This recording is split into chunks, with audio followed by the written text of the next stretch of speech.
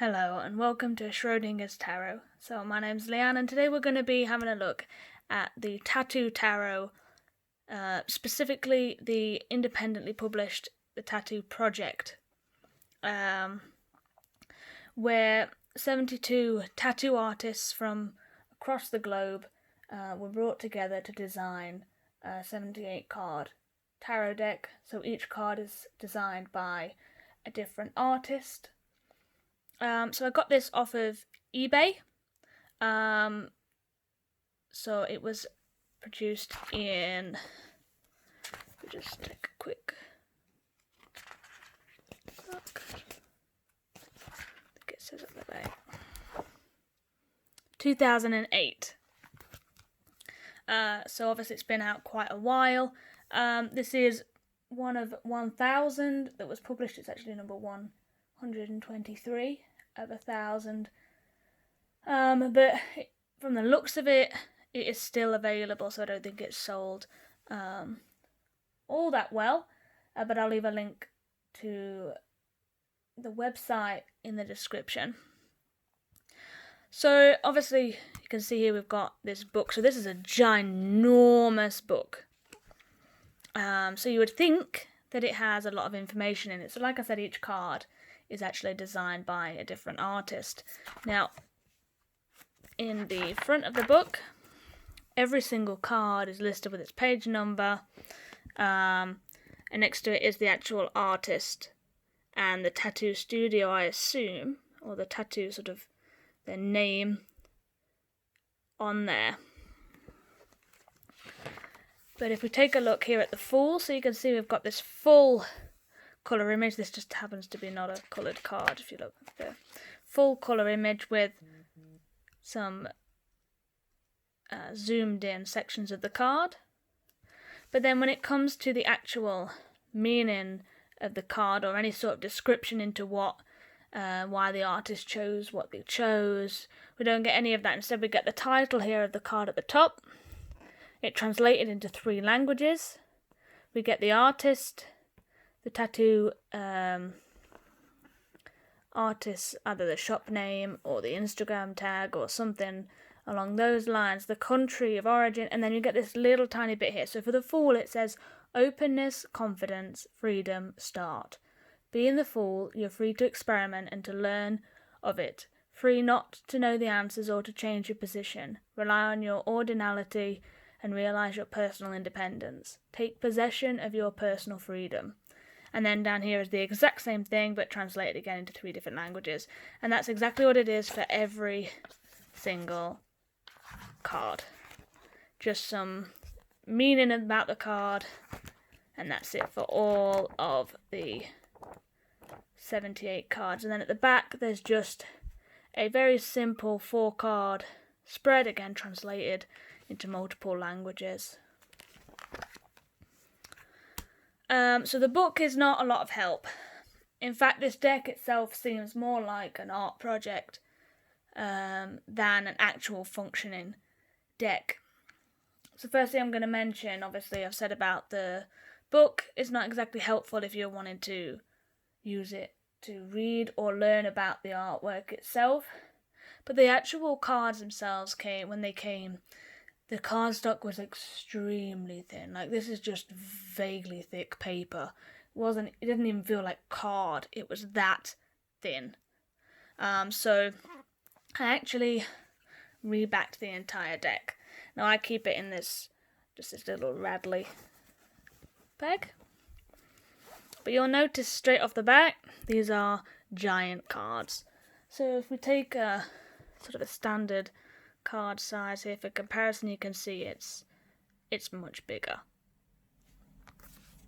And they was very, very thin. So what I did was I actually backed them in some contact paper. It's the first rebacking I've ever done, and so it's not the greatest, but it'll do to make this a working deck. So you can see now it's got a nice flex. They're still a bit thin, but I wouldn't go over them again because now it's quite a thicker deck now, and it weighs a ton. So And if I made it any thicker, then I definitely would not be able to shuffle this, how big it is in the size. So you can see I've also edged it in black. It's not the greatest edging job either, but it'll do. So what we'll do is we'll have a look at the cards individually now. I am gonna do a warning here that there is some nudity in these cards. So if you're adverse to that kind of thing, you might want to not look. So here we have the Fool. So this one's quite an easy depiction. It's kind of obvious what card that is. Some of them are not so obvious. The Magician.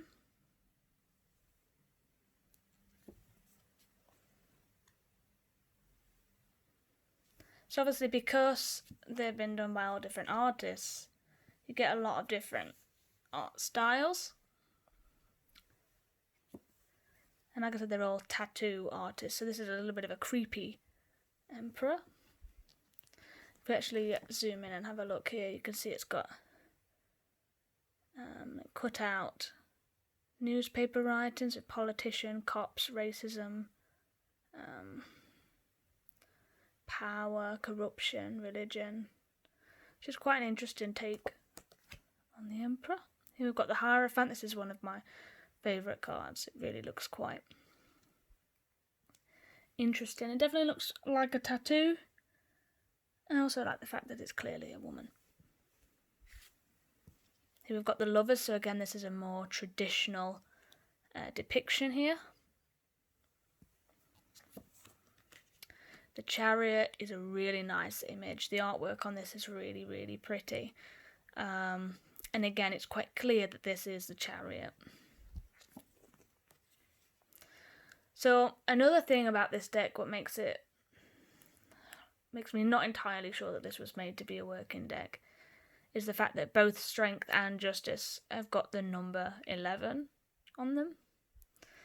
But I put Strength in the 8th position because that's where I normally see it. This is the Hermit. So this is a really strange card. So if we have a look here, you can see we've got this hourglass here, and there's some sort of weird feathers, a green hand with a bone sticking out of it, and all in the shape of a coffin. So that's quite an interesting take. We've got the Wheel of Fortune here. So it's just a wheel with all these people on. The Justice card, I really like this card. So again, we're starting to see some nudity here now. So we've got on the left hand side this sort of sun rays. Can see exactly what she's doing, and then it's almost like as if it was to appear reversed. We've got a blindfolded, and now it's sort of got a bluey purple background. So I find that quite interesting. The Hanged Man is a penguin. Death is another really nice one. So if we look here, you can see it's like Death has his arm around this old man, like he's welcoming back like an old friend, which reminds me a lot of the Tale of the Three Brothers from the Harry Potter series. So really fond of that one. So you can definitely see the difference in art style here. So we've got Temperance, the Devil. The Tower is interesting because it reminds me a bit of sort of that Banksy street art. The Star reminds me of maybe Princess Leia from Star Wars. I think that's what it's meant to be, but I don't know a lot about Star Wars. The Moon is quite interesting. So you can see here this sort of crone figure here, the two dogs. Definitely interesting. The Sun, Judgment, finally the World. So the World is quite interesting. We've got that sort of collage-y sort of style. It's definitely cool. We've got a baboon, Rafiki. So now we move on to the minor arcana, so they're all illustrated, but some are more pippish than others. So we've got starting off with the wands. You can see this is a very pippish card here, and likewise.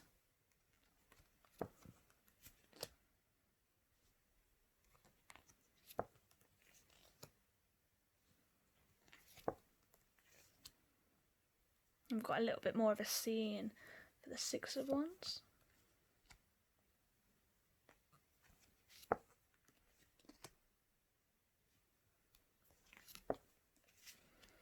Now this is definitely a not safe for work image.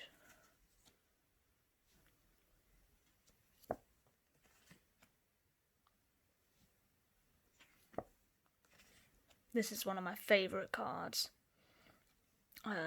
Colin Dale does a couple of cards, and his art style is very, very beautiful. So to me this looks like a cave drawing. So you've got the background here, which looks like a bit like papyrus or some sort of cave drawing, and then we've got this really tattoo style warrior here, which I think looks really nice. The Queen of Wands here looks like a depiction of Queen Elizabeth. I don't really know what the King of Wands is doing here with these ladies, but I'm moving into the cup suit.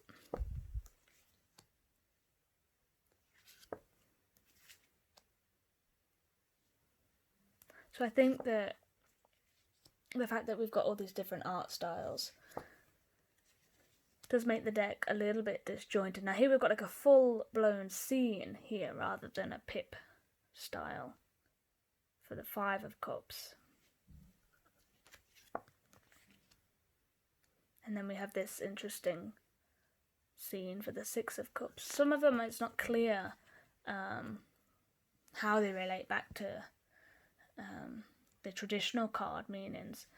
But saying that, I'm not entirely sure, because there's no information given anywhere about what the inspiration the artist took when designing this card.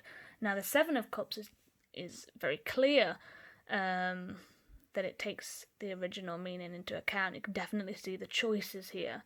And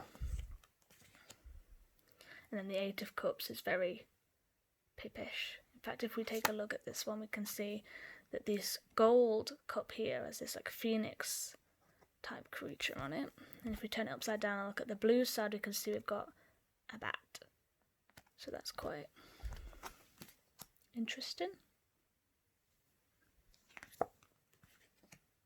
I actually quite like this deck, which is why I spent hours and hours and hours rebacking it. I found that it's quite difficult to reback extremely thin and extremely large cards. But I actually quite like it. I'm quite a fan of decks that are done by multiple artists. As much as it appears disjointed, I actually find it quite interesting. And the fact that there's no description on why the artist picked the images that it did to draw, and there's no explanation about the inspiration that they took it from, it does actually allow me, I suppose, to develop my intuition and kind of have a think myself how I might associate these symbology and these images with the card meanings that I'm used to, and use it to expand on the meanings I associate with these cards. It's a really powerful King of Swords there. And finally we're moving into the coin suit. I'm not entirely sure what's going on here in the Three of Coins.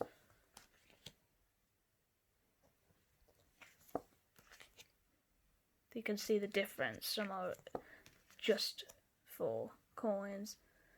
See, this gives off the Six of Coins, meaning that we're or used to.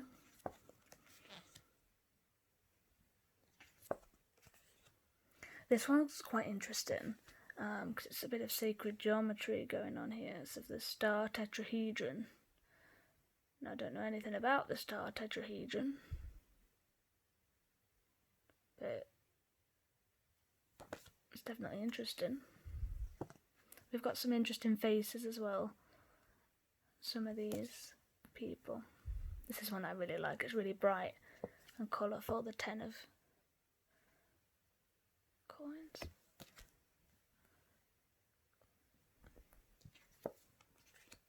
This is the other Colin Dale artwork. You see that same sort of style in here. And finally we've got the King of Coins. So that was the Tattoo Tarot, specifically the Tattoo Tarot project. I hope you liked it, and I'll see you in the next one.